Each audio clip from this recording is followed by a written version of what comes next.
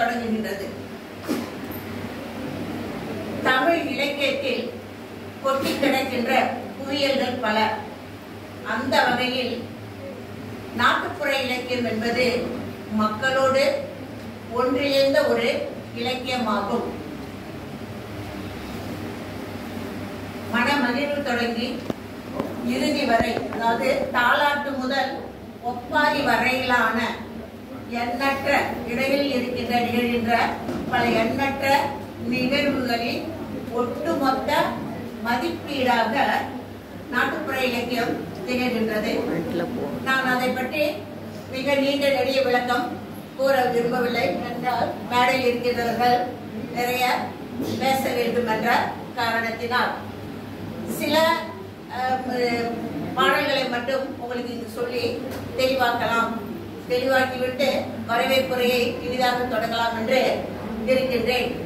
இன்றைய சூழ்நிலையில் கழங்காடல், கல்லாடல், சுங்கரக்கா இது எத்தனை பெண் பிள்ளைகளுக்கு தெரியும்? தெரியுமா? தெரியாதா? தெரியாது. அப்படி ஒரு விளையாட்டை கேள்விப்பட்டதில்லை.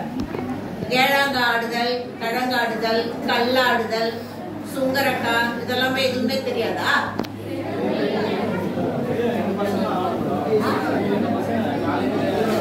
சரி, தெரியுதோ தெரியலையோ, அந்த ஆட்டத்திற்கு பாடல்கள் உண்டு என்பது நிச்சயமாக உங்களுக்கு தெரிஞ்சிருக்க வாய்ப்பில்லை.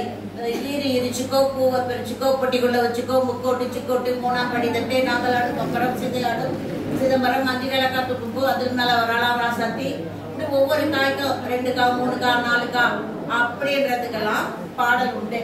ஒரு முறை கூட முகநூல்ல ஒரு நண்பர் கேட்டு இருந்தா குழந்தைகளை பத்தி என்ன நினைக்கிறோம் அப்படின்னு போது அதுக்கு நான் ஒரு பாட்டு போட்டிருந்தேன்.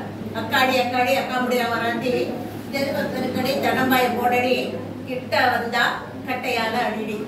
இது ஏழாங்கல் ஆடும்போது அது அர்த்தம் புரியுதுன்னு நினைக்கிறேன். உடனே பக்கத்துல பார்த்து சிரிக்குதுவா. இது எப்பயுமே மாமாவுக்கு பொண்டாட்டியை விட யார் மேல ஒரு கண்ணு அதிகம்? மச்சினி மேல ஒரு கண்ணு அதிகம். அதனால மாமனுக்கு கொடுக்க வேண்டிய மரியாதை எல்லாம் கொடுங்கள்.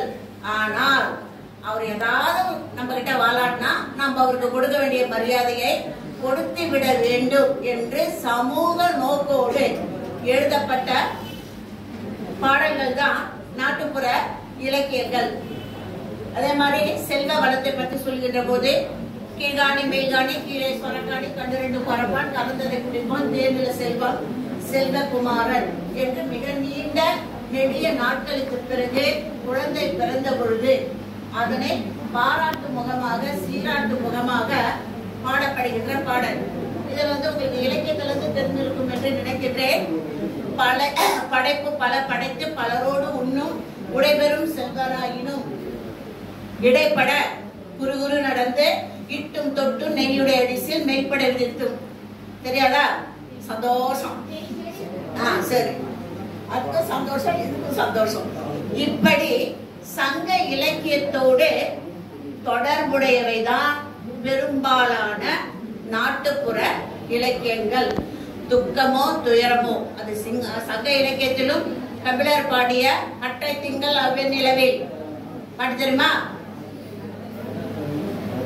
அங்கவை சங்கவை தெரியுமா? அது ஏன் தெரியும் தெரியுமா உங்களுக்கு? ரஜினி படத்துல வந்ததுனால தெரியும், இல்லைன்னா அது தெரிஞ்சிருக்க வாய்ப்பு இல்லை. ஆக சங்க இலக்கியத்திற்கு சரிநிகர் சமானமான இலக்கியங்களையும் கருத்துகளையும் மக்களோடு ஒன்றுபடுத்திய வாழ்வியல் கூறுகளையும் தன்னிடத்தை கொண்டதுதான் நாட்டுப்புற இலக்கியம். அந்த நாட்டுப்புற இலக்கியத்தில் ஒரு சிறந்த கருத்தரங்கை நடத்த வேண்டும் என்பது ஒரு நீண்ட நெடு. எவ்வாறு எனக்கு சித்திர இலக்கியத்தில் ஒரு ஈடுபாடு இருந்ததோ அதே போன்ற ஈடுபாடுதான் இந்த இலக்கியத்திலும் என்றைக்கும் உண்டு. அந்த வகையில் இங்கே பல கற்று துறை போகிய சான்றோர்கள் பல கருத்துக்களை வழங்க வந்திருக்கின்றார்கள். அதற்கு முன்பாக அவர்களை வரவேற்பு முகமாக இங்கு நான் நின்றிருக்கின்றேன். அன்பிற்கும் மதிப்பிற்கும் உரிய திரு அருள் செல்வம் அவர்கள்.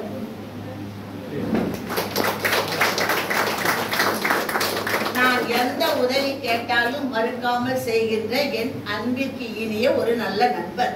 அவரை இங்கு வரவேற்பதில் நான் பெருமகிழ்ச்சி கொள்கின்றேன். அதற்கடுத்து திரு கோவிந்த் பிரபஞ்சன் என்கின்ற நாகப்பன் அவருக்கு நேற்று ஒரு மிகப்பெரிய சந்தேகம் வந்தது.